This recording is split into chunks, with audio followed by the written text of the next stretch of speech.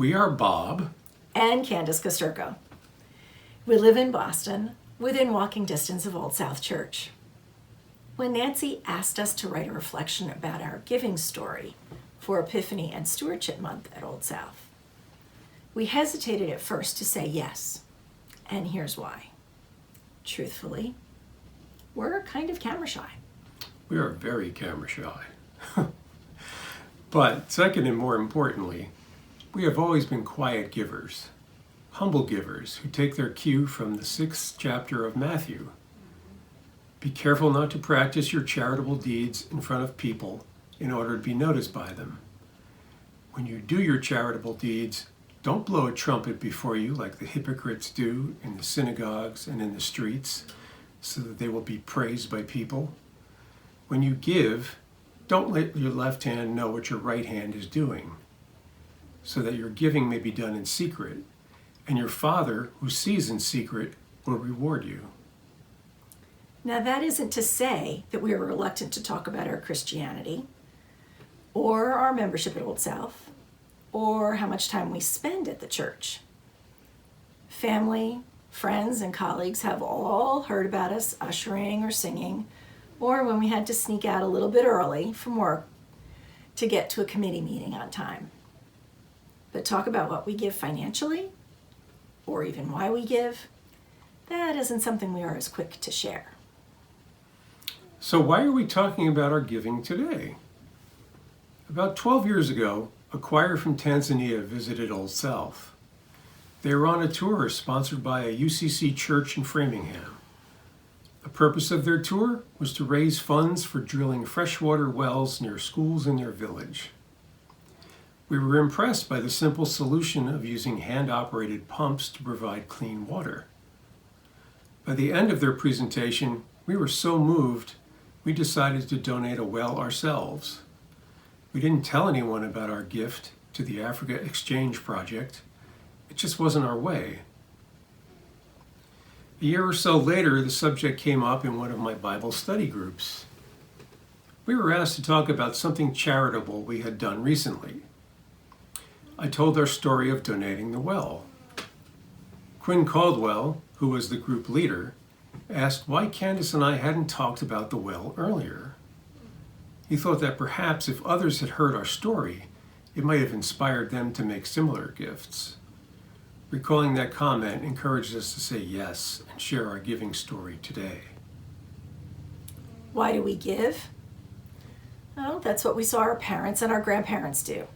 It's what we both did as children, dropping nickels, dimes, and quarters into the collection plate at church. As we grew up and started careers, those coins turned into bills, and the bills then turned into checks. Since the pandemic, we've been donating online. Before that, it was always a check, because I liked the simple act of writing a check before each service. It helped me to think about what Old South can do with that money, how they can make someone's life a little easier or a little bit better. Why give to Old South? Well, there are a number of very good reasons. We are continually inspired by the preaching and the music program. We love being members of a community of Christians who are welcoming to everyone, a truly open and affirming congregation. We believe we are called to care for the lost and the least, and our beliefs directly align with what Old South stands for in our community, our commonwealth, and our country. We also believe that everything we have, our talent, time, and treasure, all come from God's grace, and that we are meant to share those gifts. We don't just give of our treasure, we give of our time and talent too. Over the years, I have served on deacons, leadership committee, an executive manager search committee. I am currently on the membership committee, and I do lots of hospitality and ushering.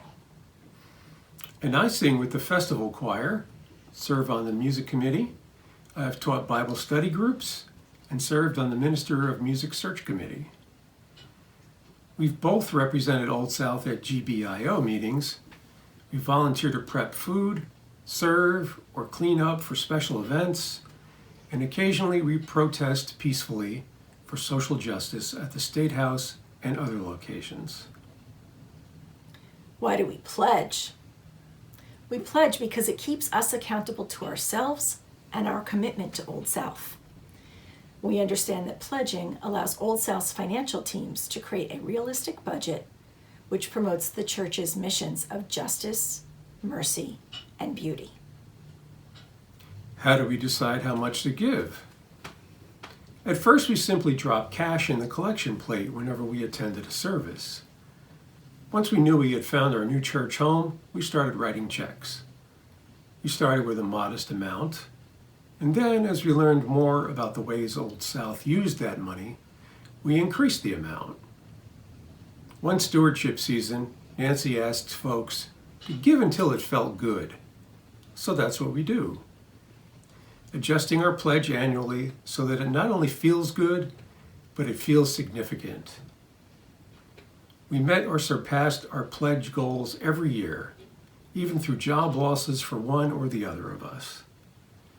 We're retired now, and yet we still maintain our yearly pledge commitment. We feel comfortable supporting Old South because we know that our financial gifts are in good hands and will be used to support causes that are meaningful to us. Thank you for listening.